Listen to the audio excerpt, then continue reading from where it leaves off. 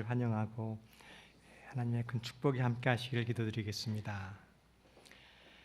제가 교회에 부임한 지도 이제 어느덧 만 1년이 되었습니다.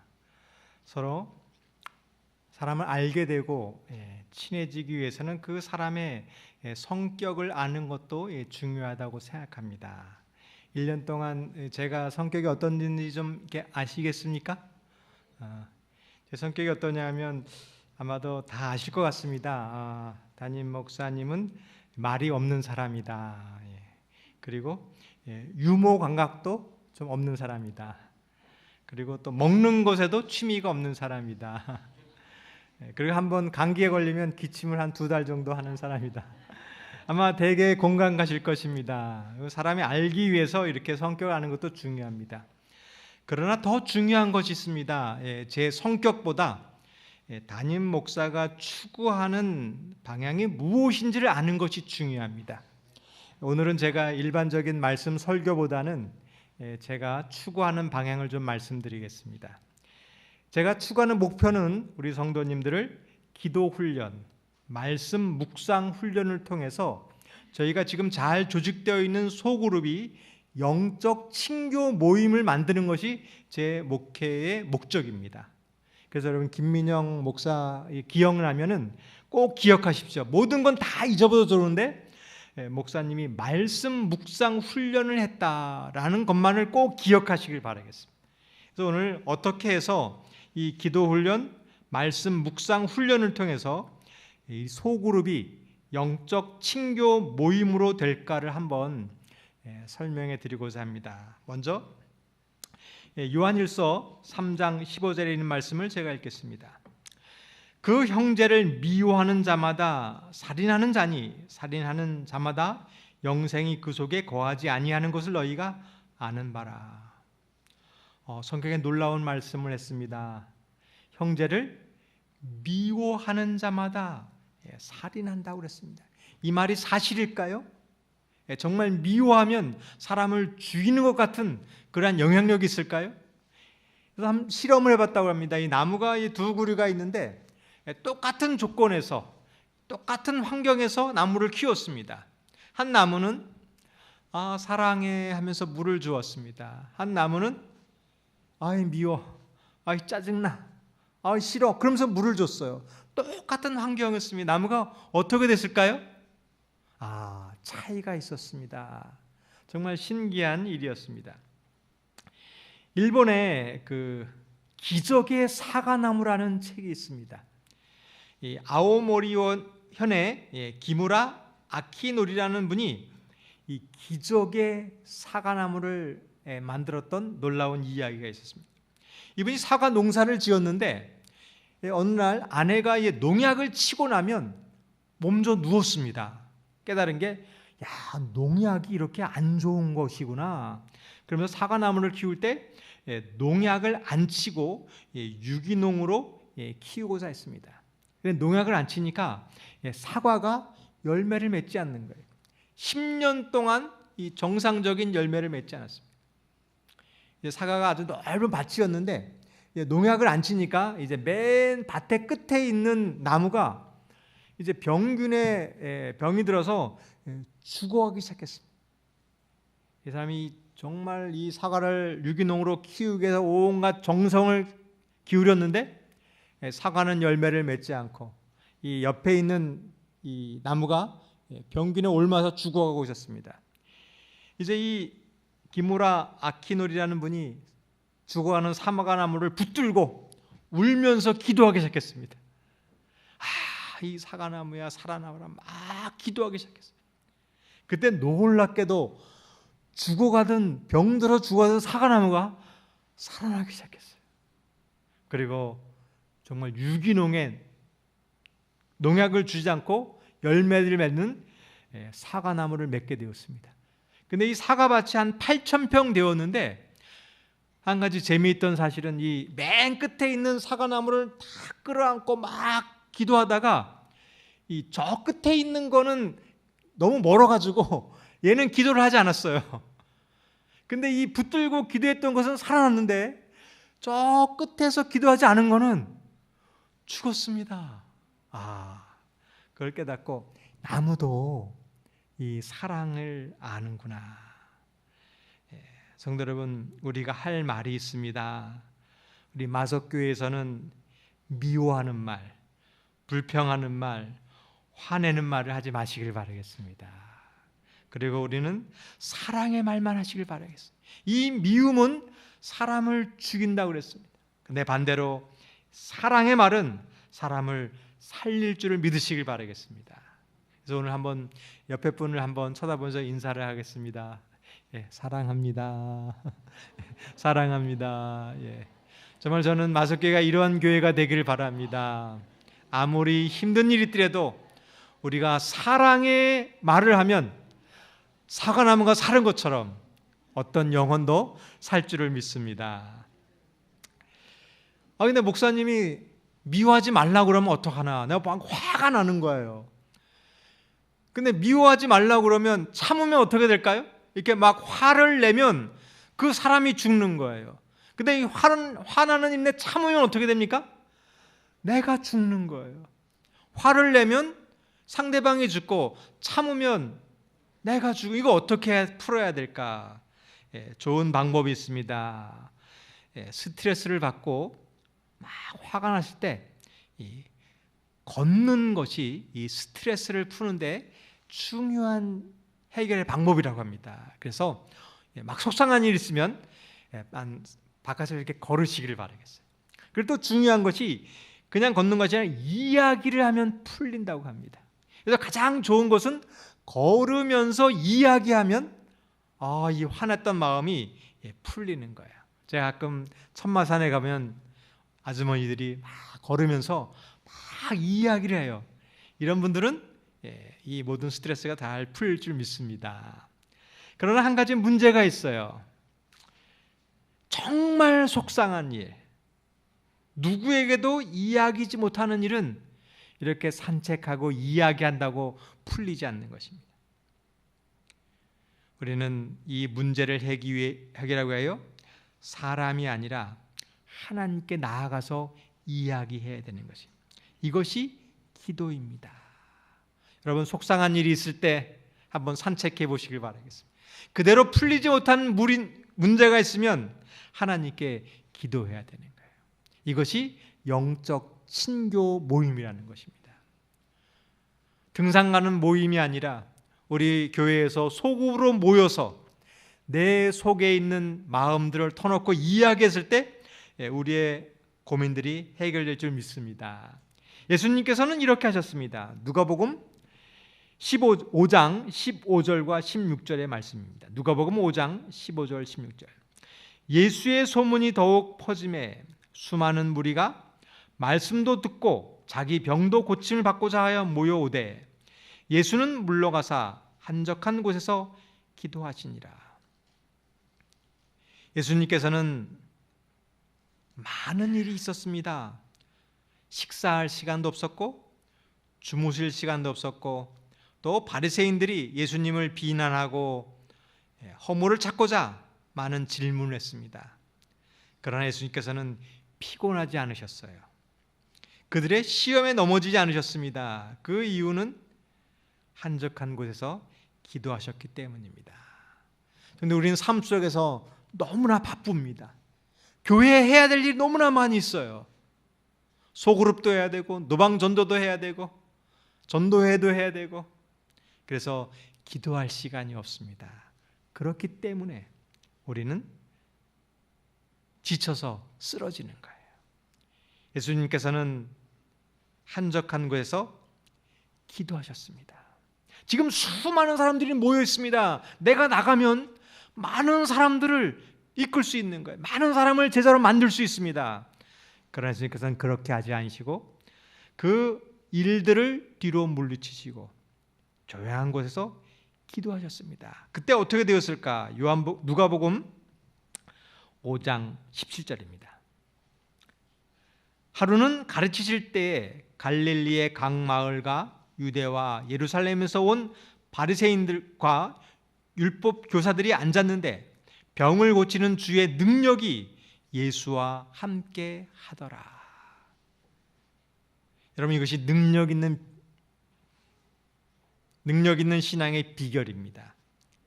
우리가 스트레스를 많이 받고 분주할 때 이것을 해결되는 비결이 하나님과 이야기하는 거예요. 이것이 기도입니다. 기도란 내 고민을 친구에게 이야기하듯이 하나님과 이야기하는 거예요. 그때 나의 모든 문제가 해결될 줄 믿습니다. 그리고 나를 치료하는 능력이 임할 줄을 믿습니다. 여러분, 혹시 육체적인 질병이 있으신가요? 마음에 고민이 있으신가요? 그때 친구에게 이야기하듯이 주님과 이야기했을 때 내 문제가 치료될 줄 믿습니다. 예수님께서는 이러한 방법으로 사람들을 치료하셨어요. 그 마음을 이야기를 듣고 이야기를 해줌으로 치료하셨습니다. 그 여인이 한 이야기가 요한복음 4장에 나옵니다. 예수님께서 한 스트레스를 많이 받고 있는 사람을 변화시킨 이야기입니다. 요한복음 4장 6절과 7절에 있는 말씀 제가 읽겠습니다. 거기 또 야곱의 우물이 있더라. 예수께서 길 가시다가 피곤하여 우물 곁에 그대로 앉으시니 때가 6시쯤 되었더라. 사마리아 여자 한 사람이 물을 길러 왔음에 예수께서 물을 좀 달라 하시니, 예수님께서 먼 길을 가셨습니다. 가시다가 피곤하셨습니다. 시장하셨습니다. 그때 예수님께서 이 문제를 해결하신 방법이었습니다. 그때 한 여인이 나오는데, 이 여인은 보통 우물을 기르면 아침이나 저녁 때 오는데 이 시간이 낮 12시에 우물에 물을 길러 온 한 여인이 있었습니다. 보통 우물가에 사람들이 많이 있지만 이 여인이 이때 온 것은 사람들을 피해서, 사람들을 만나기 싫어서 아무도 없을 때를 그 시간에 온 여인이었어요. 마음에 많은 고민이 있었던 사람이었습니다. 예수님께서 이 사람을 어떻게 해결해 주셨을까? 설교하지 않으셨습니다. 하나님 믿어라, 교회 다녀라, 기도하라 이렇게 얘기하지 않고 대화하셨다는 거예요. 성도들, 오늘 이 저녁 주님과 대화하는 시간이 되길 바라겠습니다. 하나님의 말씀을 통하여 음성을 듣고 내 고민을 이야기하는 것을 배우시기를 바라겠습니다. 예수님께서 이 여인에게 설교하지 않고 이렇게 물으셨습니다. 물을 좀 달라. 그래서 이 여인과 대화하는 거예요. 그 당시에는 사마리아인하고 유대인은 대화를 하지 않았습니다. 사람이 만나는 것을 싫어하는 한 여인이, 그것도 별로 관계가 좋지 않는 유대인이 사마리아인에게 말을 하니까 물어보는 거예요. 유대인이 사마리아인에게 말을 하지 않는데 당신은 누구입니까? 그때 예수님께서 이렇게 얘기합니다. 내가 누구인지 알았으면 그가 생수를 주리라. 이 여인이 또 어이없다는지 예수님을 쳐다봅니다. 당신은 물기를 두레박도 없고 당신이 어떻게 생수를 줄 수 있습니까?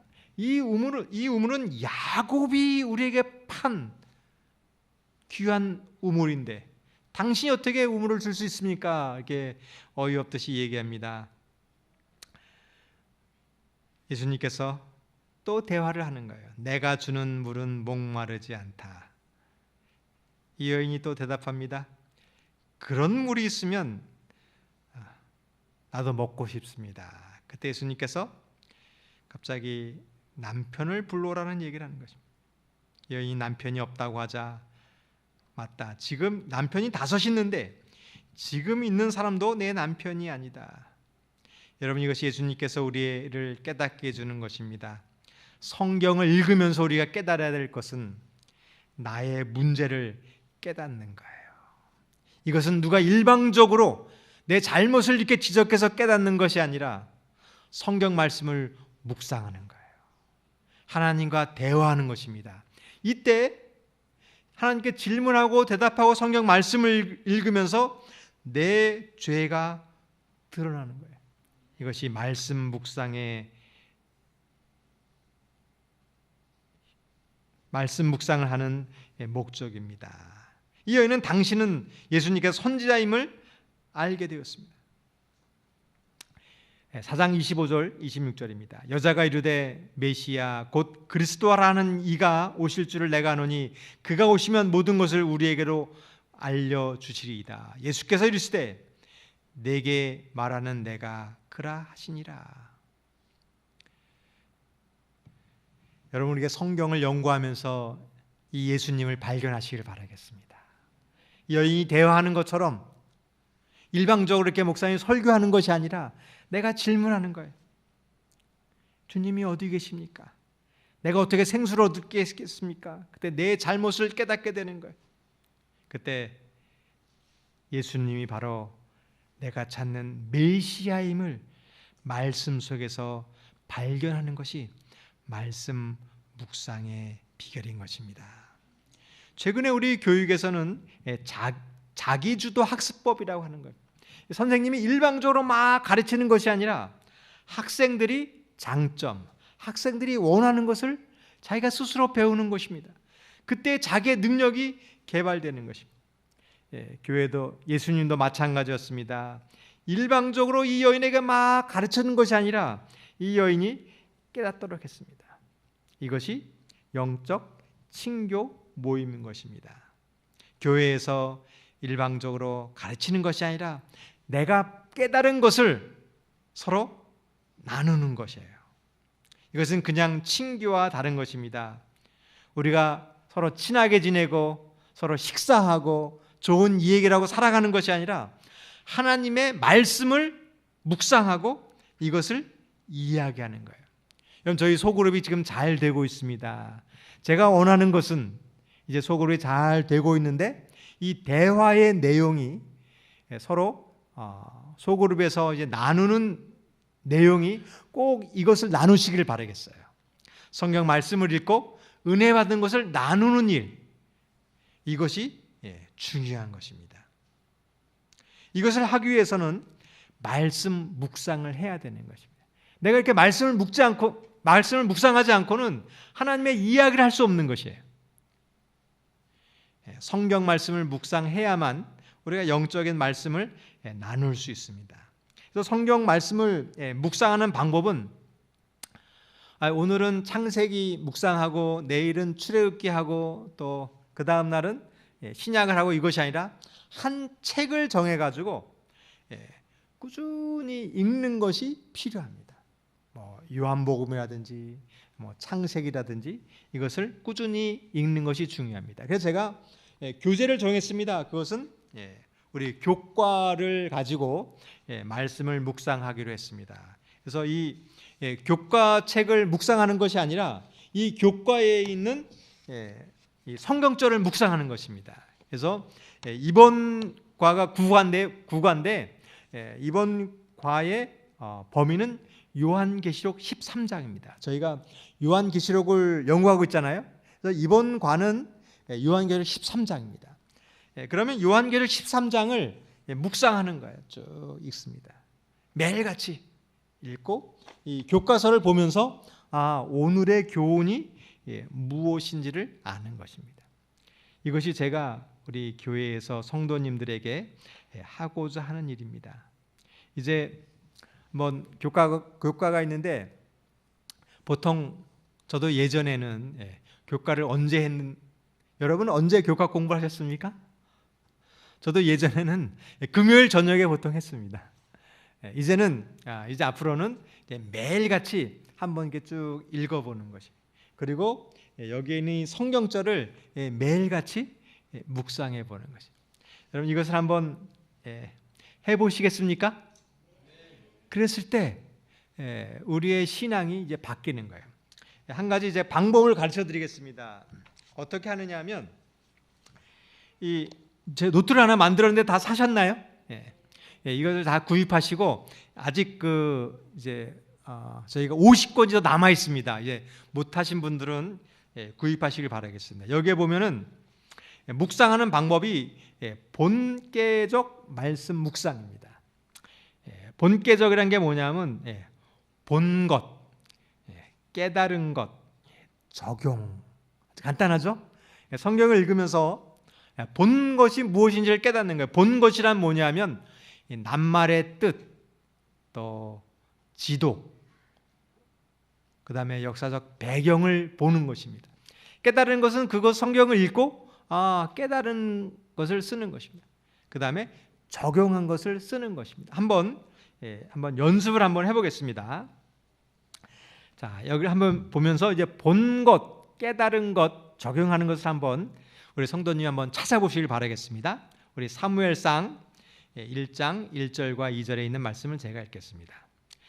에브라임 산지 라마다 소이빔에 에브라임 사람 엘가나라 하는 사람이 있었으니 그는 여로함의 아들이요 엘리후의 손자요 도후의 증손이요 숲의 현손이더라. 그에게 두 아내가 있었으니 한 사람의 이름은 한나요 한 사람의 이름은 브닌나라.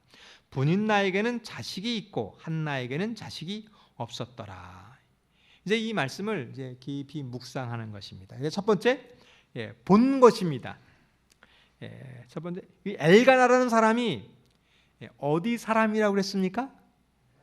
그럼 이제 뭘 찾냐면 지도를 찾아가지고 에브라임이 어딘지를 보는 것입니다. 지도를 보면서 에브라임이 여기 있구나, 이것이 본 거예요. 그 다음에 엘가나의 아버지가 누구였느냐면 아버지가 여로함이고 할아버지가 엘리후고 또 그 할아버지가 도후, 또 그 할아버지가 숲이었습니다. 이것을 성경 사전에서 찾아봐서 이 여로함, 엘리후, 도후, 숲이 누군지를 찾아보는 거예요. 여러분 성경 사전 있으신가요? 없으셔도 됩니다. 요즘에는 인터넷에 검색해 보면 다 나와 있어요.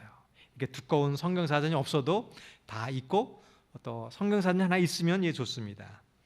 근데 이제 알아보니까 이 여로함과 엘리후가 누구냐면 이 엘가나는 제사장의 지파의 사람이었다는 이걸 보는 것입니다. 그리고 또 본 것이 아내가 둘이었습니다. 하나는 한나였고 하나는 브니나였는데 이유는 한나는 자식이 없었다. 이것이 우리가 보는 거예요. 이게 보이시나요? 이게 보는 걸 합니다. 또 깨달은 걸 적어야 돼요. 우리 성도 여러분, 여기서 깨달은 게 무엇이 있습니까? 에브라임의 한 사람이 자식이 없어서 아내를 하나 더 얻었다. 그럼 여러분이 깨달은 게 뭐가 있습니까? 뭘 깨달으시나요? 이 깨닫는 것은 한나의 입장에서 생각해 보는 거예요. 어느 날 한나가 자식이 못 낳는데 남편이 다른 아내를 얻어서 자녀를 낳았습니다. 그러면 무엇을 깨닫습니까? 한나가 굉장히 참 속상하겠구나. 그러면서 이러한 것이 무엇이 잘못되었을까 이것을 내가 깨닫는 것입니다. 한 번 더 보겠습니다. 그러면 이제 한 장도 한번 살펴보겠습니다. 사무엘상 1장 10절 11절입니다. 한나가 마음이 괴로워서 여호와께 기도하고 통곡하며 서원하여 이르되 만군의 여호와여 만일 주의 여종의 고통을 돌보시고 나를 기억하사 주의 여종을 잊지 아니하시고 주의 여종에게 아들을 주시면 내가 그의 평생의 그를 여호와께 드리고 삭도를 그 머리에 대지 아니하겠나이다. 한 번 더 이제 본계적 말씀 묵상을 하는 겁니다. 한나가 이제 어느 날 남편이 다른 아내를 얻어왔는데 이 자식을 낳으니까 너무나 괴로웠습니다. 그래서 기도했습니다. 하나님, 만일 내가 아들을 낳으면 아들을 주님께 드리겠습니다. 이걸 이제 깨달은 거예요. 이제 여기서 제일 중요한 거는 적용이 제일 중요합니다. 보고 깨닫고 그 다음에 중요한 것은 적용입니다. 우리 성도들 한번 적용 한번 해보시겠습니다. 이것을 이 말씀을 통하여 내 삶 속에서 무엇을 적용할 수 있을까요? 한번 대답해 주세요. 이 말씀을 보면서 내가 적용해 본다면 내가 고통스러운 일이 있을 때 한나처럼 나도 기도해 보겠다 이렇게 적용하는 거예요. 한나가 잘한 것은 남편에게 화내지 않고 하나님께 기도한 것이다. 나도 정말 속상한 일이 있으면 사람에게 화내지 않고 기도해야 되겠다, 이렇게 적용하는 것입니다. 이것을 깨달으면 이제 말씀을 묵상하고 깨달았잖아요. 그리고 해야 될 것은 이것을 나누는 것입니다. 우리가 소그룹에서 하나님 말씀을 묵상하고 깨달은 것을 이야기하는 거예요. 이때에 은혜가 커질 줄을 믿습니다.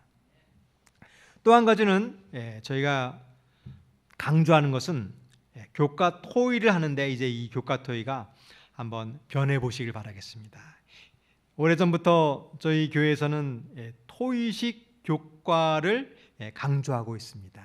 그래서 이 교과 공부가 일방적으로 막 가르치는 것이 아니라 서로 내가 깨달은 것을 이야기하는 토의가 되기를 바라겠어요. 지금은 잘 안 되지만 우리가 점차적으로 노력하면 이 교과 토의도 은혜로운 시간이 될 줄을 믿습니다. 우리 성도님도 한번 이렇게 해 보시겠습니까? 근데 이게 처음에는 잘 안 될 것입니다. 근데 주의해야 될 게 있어요. 근데 토의를 하다 보면은 이제 소그룹에서 토의를 할 때 주의해야 될 것은 이게 길게 하면 안 됩니다. 이제 토의를 하면서 질문하는 거예요. 우리 성도 여러분들 중에는 혹시 어떠한 괴로운 일이 있으셨나요? 이렇게 질문하면 길게 대답하면 안 됩니다. 내가 6.25 때부터 피난 나와가지고 살면서 60년대, 70년대 해가지고, 이게 길게 하면 안 됩니다. 제가 지난번에 넘어졌는데 다쳐서 아팠습니다. 이렇게 짧게 막 하지 말고 한 1분 내로 설명하는 그 연습이 필요해요. 그리고 서로 이렇게 토론을 하면 이것을 토를 달면 안 됩니다. 뭐 그렇게 생각해, 그 필요 없어, 그렇게 하지 말고 이야기를 잘 들어주어야 돼요. 사람이 다 성격이 다 틀립니다. 어리숙하고 답답해 보여도 이것을 잘 들어줘야 되는 거예요.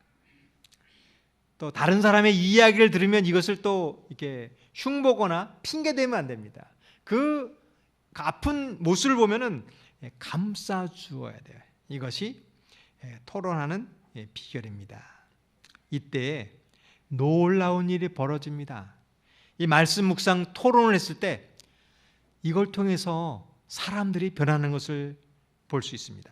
우리 요한복음 4장 28절 한번 다 같이 한번 읽어보겠습니다. 여자가 시작.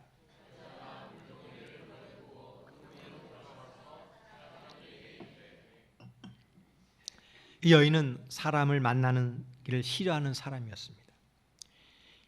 유대인이었던 예수님을 보고 편견을 가지고 있었습니다.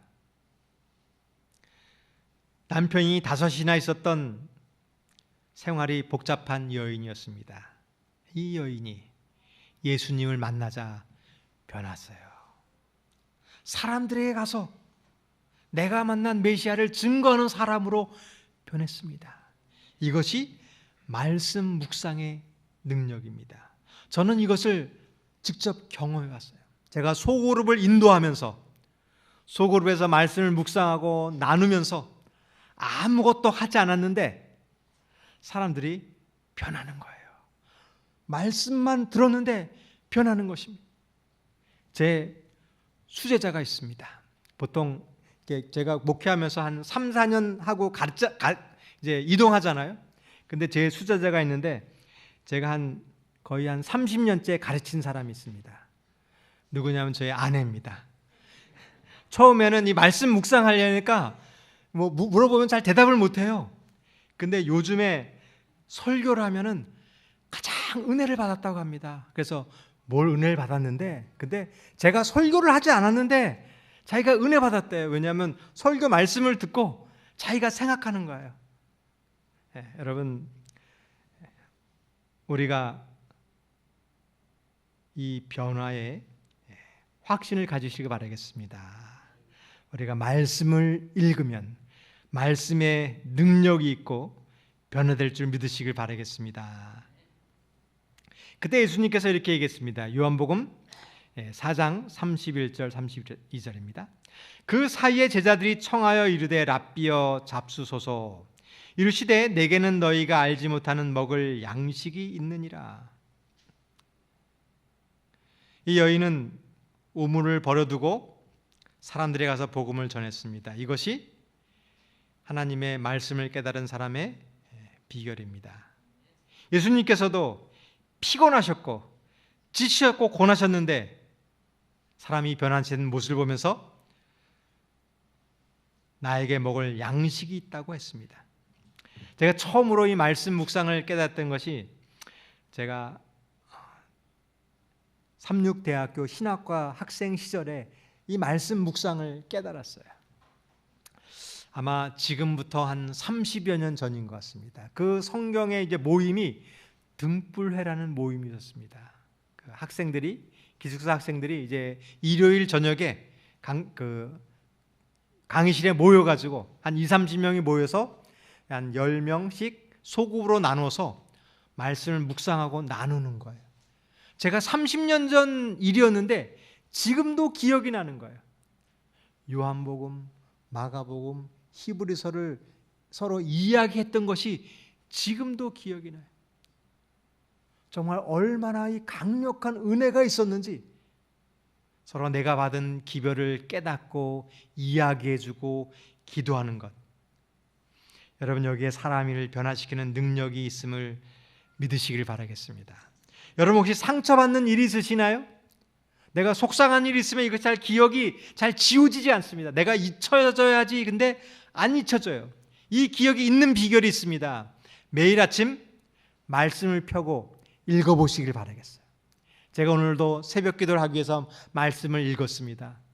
그 전날에도 복잡한 문제가 있는데 말씀을 읽는 순간 모든 기억이 다 사라지는 거예요. 여러분, 저는 우리 성도님들에게 이 훈련을 하고자 합니다. 이제 교과에 있는 성경 말씀을 가지고 매일 한번 묵상하는 훈련을 하시길 바라겠습니다. 근데 이것이 잘 안 됩니다. 왜냐하면 습관이 안 됐기 때문에 잘 안 됩니다. 그래서 우리가 이 말씀 묵상을 하는 훈련을 해야 되는 거예요. 그럼 내가 마음을 잘 알잖아요. 화나는 일이 있으면 어떻게 해야 됩니까? 화내지 말고 기도하면서 풀어야 되는데 이것이 내 화가 잘 없어지지 않아요. 지금 이제 3월이 되면 이제 밭에서 이제 다 농사를 지을 것입니다. 근데 밭에 씨를 뿌리잖아요. 근데 씨를 뿌리고 가만두면 어떻게 될까요? 아마 한 일주일, 한 달만 지나면 그 밭이 잡초로 무성해질 것입니다. 이 밭은 그냥 되는 것이 아니라 물을 주고 잡초를 뽑고 관리해야만 깨끗한 밭이 되는 거예요. 우리 마음도 마찬가지입니다. 내가 가만히 이렇게 있으면 자꾸 잡초가 나오게 되어 있어요. 그래서 밭을 가까우는 것처럼 보는 것, 듣는 것, 말하는 것을 훈련하지 않으면 내 마음이 항상 악으로 기운다는 것을 꼭 기억하시길 바라겠습니다. 그래서 내가 이제부터 매일같이 말씀 묵상을 한번 실천해 보시기를 바라겠습니다. 우리 성도 여러분, 그렇게 해 주시겠습니까? 이제부터 말씀 묵상한 것을 가지고 이제 훈련하는 거예요. 교과 공부와 성경절을 가지고 매일같이 읽는 훈련을 해보시기 바랍니다. 그리고 매일 말씀을 내 삶 속에서 기억하는 거예요. 이 하루 종일 그날그날에 있는 성경절을 가지고 늘 하루 종일 이 말씀을 묵상하시길 바라겠습니다. 걸어가다가 또 쉬는 시간에, 점심시간에, 운전하다가 또 잠시 있을 때마다 이 말씀을 일주일 내내 기억하는 거예요. 우리 국어의 기억절입니다. 다 같이 한번 읽어보겠습니다. 용이 시작.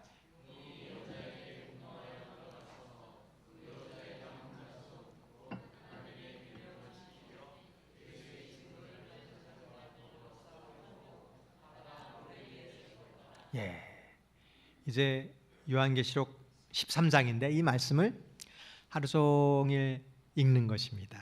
그리고 기억절을 굳이 막 억지로 외우려고 하지 말고 계속 읽다 보면 자연적으로 묵상하게 되는 것입니다. 여러분, 이 말씀을 이제 이번 주 내내 묵상하시고 한 것으로 끝나는 것이 아니라 이것이 13개를 다 외워야 됩니다. 이제 1과 외우고 끝나는 게 아니라 1과 외우고 또 2과 외우고 1과 2과 3과 또 1과 2과 3과 4과 이렇게 외우고 또 끝나는 것이 아니라 이제 1년치를 계속 묵상해 가는 것입니다. 그랬을 때 이 말씀이 내 안에서 자랄 줄 믿습니다. 그래서 제가 이제 이 말씀 묵상 노트를 만들었는데요.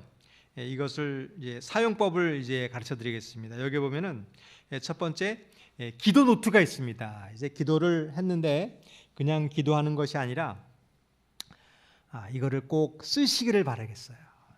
기도에는 어떻게 되냐면 번호가 있고요. 시작 날짜가 있고 대상 영역이 있고 기도 내용이 있고 응답이 이렇게 있습니다. 어떻게 하냐면 이제 번호를 쭉 쓰세요. 이제 1번, 2번, 3번 하면서 시작 날짜를 쓰는데 대상 영역을 이렇게 5가지로 구분하시길 바라겠습니다. 첫째, 구도자. 여기 이제 기도 노트에다가 구도자를 이렇게 쭉 쓰시고 기도를 하시길 바라겠습니다. 저는 구도자 중에 장한서 성도님이 교회에 출석하시도록 기도했습니다. 근데 그 다음 안식일에 오셨어요. 그러면 응답을 받았잖아요. 응답에다가 부의표. 그 다음에 기도에 응답받은 것은 이 형광펜이 있을까요? 형광펜으로 색깔을 이렇게 칠하시길 바랐어요. 구도자는 노란색으로 쭉 칠하시고, 그 다음에 중보기도가 있습니다. 이 중보기도는 굉장히 중요합니다. 제가 교회에 어떤 특별한 제목이 있으면 이 중보기도를 정하시겠습니다. 그러면 모든 성도님들이 이 기도를 제목을 가지고 기도해 주시길 바라겠어요. 특별히 제가 제목은 차도영 장로님이 건강이 안 좋아서 병원에 입원하셨는데 우리 장로님을 위해서 기도해 주길 바랍니다. 그러면 모든 성도님들이 이 기도의 제목을 적고 기도하시길 바라겠습니다. 이 중보 기도에는 놀라운 능력이 날 줄 또 믿습니다. 또 한 가지는 교회입니다. 교회에 있었던 전도회, 또 소그룹, 또 구도자들 이러한 분들을 위해서 항목을 정해 주려고 했고요. 또 네 번째로는 개인적인 일, 또 가족의 일 이렇게 항목을 정해서 기도해 주길 바라겠습니다. 그 다음에 번호에 1번에 빨간 표시 있잖아요. 이거는 간증의 내용입니다. 기도에 응답받은 거를 빨간 표시를 뒀다가 이거는 소그룹에서 내가 기도에 응답받은 것을 나누는 이야기를 표시하는 것입니다. 그래서 이 말씀 묵상 노트, 이제 기도 노트를 사용하시길 바라겠습니다. 그래서 제가 이것을 확인해 보겠습니다. 어떻게 확인하느냐 하면 카톡으로 매주 금요일마다 찍어서 이제 보고해 주길 바라겠어요. 제자 훈련이라는 것은 만나서 이야기를 해줘야 되잖아요. 근데 전체 다를 제가 만나서 이야기할 수 없습니다. 그래서 카톡으로 보고해 주시면 우리가 말씀 묵상을 하셨구나라는 것을 알 수 있습니다. 이제 지금 처음 들어선 잘 모르시지만 제가 이것을 꾸준히 해보고자 합니다. 그래서 이 카톡을 좀 제한하겠습니다. 우리 이제 소그룹 카톡방이 있고 단체방이 있는데 하지 말아야 될 것이 있습니다. 그것은 이제 뭐 정치적인 얘기, 그 다음에 또 그냥 시사적인 이야기, 뭐 건강 상식, 또 이런 것은 이제 다 제가 제한하도록 하겠습니다. 카톡에 올려야 될 것은 이제 매일 말씀 묵상을 하면서 오늘 깨달은 것이 있습니다. 성경절이 있잖아요. 그러면서 제가 이렇게 깨달았습니다라고 간단하게 코멘트하면 저도 이렇게 깨달았습니다 하면서 이 카톡을 통하여 우리가 만나는, 우리가 나누었던 이야기를 나누었을 때 이 소그룹을 통하여 말씀 묵상을 통하여 내가 하나님을 만나는 경험을 하길 바라겠습니다. 오늘 시간은 제가 설교를 하기보다는 제 목회 방향을 설정했습니다. 목사님이 제가 하고자 하는 방향이 무엇인지를 깨닫고 우리 성도님들도 한번 이 말씀 묵상에 한번 동행해 보시길 바라겠습니다. 잠깐 우리 찬미 한 장 부르고 우리 개인